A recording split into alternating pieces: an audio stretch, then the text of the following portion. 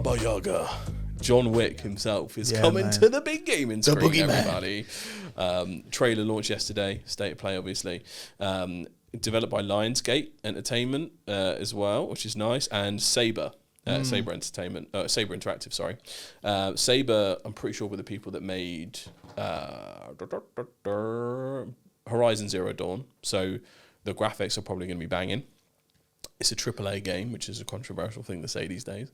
There's big hate for the AAA, but you can't mess that up, I feel. It, again, gameplay-wise, I don't know if it was 3D rendered or etc. or actual gameplay for the trailer, but it looked insane again. Yeah. It looked even more insane. I think we watched one of them before, which we'll get to, and then I was like, this looks great. And then this came on, I was like, wow, it looks even better. Yeah. But I think I said to you, right, I was like, how's it going to play? And it looks like there's a bit of a debate whether it should be a stealth game like Hitman or just pure action. There's probably going to be elements of both. Like a mix, Wick yeah. is a little bit stealthy until it all goes to shit, and then you're not. Yeah. Yeah, and then like he's ready for pure action, right? So yeah.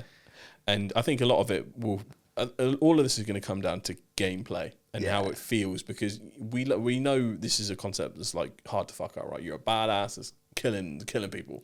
I'm in, right? And it's just Keanu Reeves, so I'm in even more. It is Keanu Reeves, because I was there, because it doesn't reveal it straight away in the trailer, does it? And I was like, oh, is it Keanu? Yeah. Is it Keanu? And then it gets to the end. And he's clearly voice acted it. He's clearly done all the 3D renders and everything. He's done the mocap. Well, he said one thing, didn't he, in the trailer? He said, yeah. And I was like, yeah. Yeah. So we fucking love a bit of Keanu Reeves. Again, going back to this, well, this is a completely different point, actually. When I was younger, there'd be a movie coming out, or movies, trilogies, like the Lord of the Rings, Spider-Man, and they'd be instantly made on the film, a game to accompany it on PS2 or, back in the day. It used to usually be a hit song that came out with it too. Yeah, and it would go hand in hand, and then it hasn't really been a thing. Maybe because games are more difficult to... Because how many of those games were good? Yeah, true. How many do you remember? The Lord of the Rings ones were great, and maybe not the first one. That is the one that stands out most. Spider-Man games were great. Yeah. Toby ones, because it was even Toby in it. But for every Spider-Man and Lord of the Rings, there's a Shrek. Fucking garbage. Yeah. I watched a 1 hour breakdown of every Shrek movie game companion, and it's tragic. Because they never get the voice actor. So Mike Myers is in none of the games. Yeah. And I know that's what you were worried about with John Wick. But this seems very much like, apparently they work really close with, I don't know how to pronounce his last name, but Chad Stahelski, who's the director and the franchise visionary for John Wick. It all merges. So I'm hoping it's very true to the character. It's a really good story. And I assume it's going to be some point maybe before the movie starts. You see him in his heyday. That would make a lot of sense for the game franchise, because that means you can tell a lot of John Wick stories without it being near his retirement, which is what we complain about with movies. Well, that's not what I mean, by the way, when I say... I don't want a recreation of the movie or the series that's just happened, because I think you could make a really good Game of Thrones game. There's a new Game of Thrones series. Why don't they just make a game based on a character back in the day? So Duncan the Tall in the Night of the Seven Kingdoms, that's just coming out. Why couldn't they make that a game? I know obviously people want to see it, and that's probably the massive part of the franchise, that people want to watch series, etc. But why can't they just make a spin-off game? Because I remember the Lord of the Rings game that they did as well. It was massive. You were just... help me out here. Oh, what did they cover? Just the movie title? So it was the Two Towers and... Yeah, originally, but then there was that Lord of the Rings game that came out. The one where you play as a ranger. Yeah. And it had the incredible Nemesis system in it. Yeah. Oh my God, how can I not remember the name of it? I know, same. It's just come to my head. They were brilliant. I played both of them. My friend played it a lot as well. It's like... internet, please help us out. We're mind blanking here. I'm gonna bring it up. You carry on. Okay, pull that shit up. The Battle for Middle Earth, is that it? No, that's not Battle right. of Mordor? No, that's a strategy game. Oh, what's it called? This is horrendous of us, considering that I really liked it. Again, I watched a whole video essay on the Nemesis system itself and how it was like one of the most innovative game engines that they've ever made, and yet it just didn't continue, which is tragic. But anyway, yeah. When you can take something from such a lore vast place, you can create anything. So I'm hoping they pick a good moment within the John Wick verse, because you can then create more stories from that. Like if John Wick is good, I want them to create more and more stories. It's very similar to the other game that we need to talk about as well from State of Play, which is obviously going to be 007 First Light. Now that looks, I'm really excited for that. That looks unbelievably good. Because that's different, right? Because when I said, "Oh, is this John Wick?" I know there's so many different James Bonds, but you think, "Oh, is this going to be one of the James Bonds from the movies?" There's only one John Wick. Exactly, right? Yeah. But I think this is why it works for James Bond, that it can be whoever. So this is like a new character in a way, isn't it? Yeah, I think it's someone completely new, completely random, and this could be a couple of things.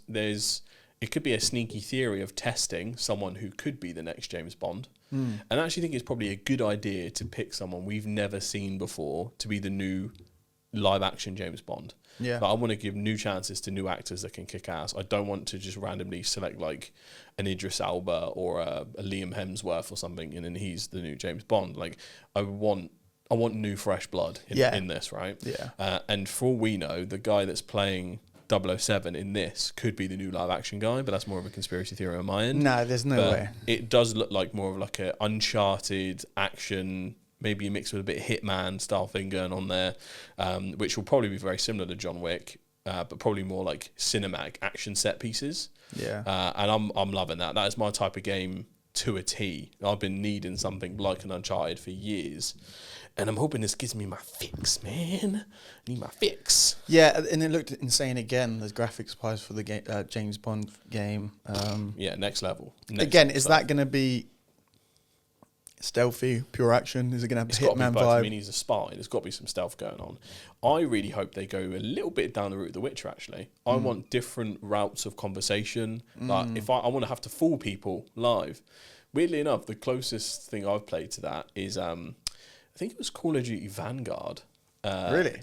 It was one of the World War II ones, and there's sections where you have to play, like you're trying to sneak your way into like German headquarters somewhere. Yeah. And you get your disguise and your card, and you have to remember what's on it. Yeah. And I remember like writing it down on my phone notes. So when I get questioned by Baron von Strucker over here, I'm like, yes, my name's Johann. Because that is very much like Hitman in a way. You got to remember little clues, etc. Throughout, and you don't like that though, right? It's too stealthy. No, I just don't like the way Hitman plays. I think it's clunky. I really enjoy it though. And I kind of get, I don't know, it just never grabbed me as much. But then again, I want more of a story-driven experience than like Hitman's a bit sandbox, create your own style mad adventure. It's and like, it gets sillier as the franchise progressed. Yeah, a little bit. It's like try beating this particular mission different ways multiple times. Like I get a bit perfection-y when I play these games. Oh, like if I can't do it perfectly stealthily and stay in character, like if something silly happens, it's like broken my immersion, and I'm like, fuck. But even that sometimes makes it, because you get to a point and you drop something or you give yourself away. You're like, Yeah, and there's checkpoints and stuff, but some people don't. You're like, you have to start all the way from the beginning. The challenges are pretty insane. Yeah, like, if you turn the difficulty up, I really enjoy it. But yeah, that's just me being a bit weirdo. But 007 First Light is scheduled to come out 27th of May. PS5, Xbox Series X, Switch, and PC. So you can already pre-order, but it was just seeing it more of a trailer because this was announced earlier. And it's been around for a while, but it's just good to see what's coming out, man. And before we quickly talk about the last one, I found the Lord of the Rings game. It's Middle-earth, Shadow of Mordor. Yeah, I know. It's Middle Earth, right? So we just took everything in general. But again, is that the second one? Because there was definitely two. Yeah, there was. But there's no reference here to the first one. Oh, we're going to get slaughtered out. I think I played the first one to completion and I didn't finish the second one. Yeah. I can't quite remember. I think the second one wasn't as good as the first anyway. The first one was like Game of the Year. Yeah, it was groundbreaking. It really was. But there's more that they can dip in with that. Because like we were talking about before with the wider Lord of the Rings lore. Yeah. Go back to the First Age. Go back to, why don't I play as one of the elves that battled Morgoth and Shelob and like all of them the same. Like, give me that. Give me Ancalagon the Black in a goddamn game. Is this the way they do it though? Because I remember we can watch one of our previous episodes, like one of the first ones where we talk about why are movies and TV series always set in terrible ages of the franchise, etc. Right? But is it you do it through games? Budget. Yeah, do it through games. Do it through games because there's no. I mean, there's still budget, but there's the best example of that is Star Wars: The Old Republic. It's the only time they've ever gone back and gone and found the stronger characters. Exactly. Like, that's what I want. That's what I want. But you know, on on power scaling and big shows, the one that blew us away was the most random thing announced at State of Play was Project Windless. Project Windless Sounds cool if you haven't seen. That sounds cool, but the way you sold it to me, I was like, this is going to look so stupid. You're like, basically, you're like, because you must have seen something beforehand. You were like, you know the big chicken from Family Guy? I was like, yes. Yeah. You were like, basically, it looks like you're the big chicken from Family Guy. You are the big chicken from Family Guy. But then we watched the trailer together. Ate his greens. And it looks a lot like Black Myth Wukong in terms of how it plays. But it's like if you mix Black Myth Wukong, Family Guy, and then you got that comparison was going somewhere. You had, what's the other thing it looks like? Dynasty Warriors. Because it's just loads of people on the battlefield. Because it looked badass. I'm not even going to lie to you. Well, I was saying during the reaction, I was like, do you have because you're fighting an army of people. Like, do you have anyone on your side? And it doesn't look like you do. You're just a giant chicken. Bro. Killing everybody. By this line, I don't think he needs allies. Project Windless is set in the universe-acclaimed Korean fantasy series, The Bird That Drinks Tears. That motherfucker don't need no help, Kurt. He drink tears, homie. Yeah. So it's Korean in backdrop, which is interesting. So I was like, I know this is... Because the environment looked very Chinese in terms of like the mountain ranges and all that kind of stuff. So in this world, each race has its own worldview, its own complex history. Conflicts are never clean or heroic. The world felt ancient and lived in, full of places to explore. And we quickly realised the universe naturally fits in an open world. So that's coming from the PlayStation blog. So I think there's a lot to do there. And even though you play as a big chicken, it's the most badass chicken I've ever seen. Carries 2 swords on his back. Was whooping ass for the Lord. So if the gameplay feels good, I'm happy. Yeah. I'm happy. Yeah, exactly. But it looks like you can't die. It looks like one of those overpowered characters. Like, I hope it is. It seems like you should only play it on beginner because if you die, it feels like... If you just want to play it for the story, it's the power fantasy. Yeah, exactly. I don't know. There's some solid dodging mechanics in there. You know, yeah, it true. could be. I have a feeling it could also go the Souls-like route, and it's much harder than you think it is. Well, I think that it depends on the people you're fighting. Like you know, like it looked like the big armies, you could just kill them instantly. But then there's boss fights or bigger. Scarier dudes. Yeah, I'm excited about the scale of that game. I do like games that have big scale. Black Myth Wukong was like this, where it's just like bam, like there's just a real show to it, like God of War back in the day. So State of Play was banging. We still haven't covered everything from State of Play, but that was like our favourites. But I am gutted that they didn't announce anything about this rumoured Witcher DLC. Oh, you said that. Yeah, so there's been rumours for ages that The Witcher 3 is going to get a DLC that bridges the gap between what happened in the meantime after The Witcher 3 and The Witcher 4, where Ciri will become the new character. If you're not familiar, that's the main character, Geralt's adopted daughter. You haven't played The Witcher, have you? Have you seen the show?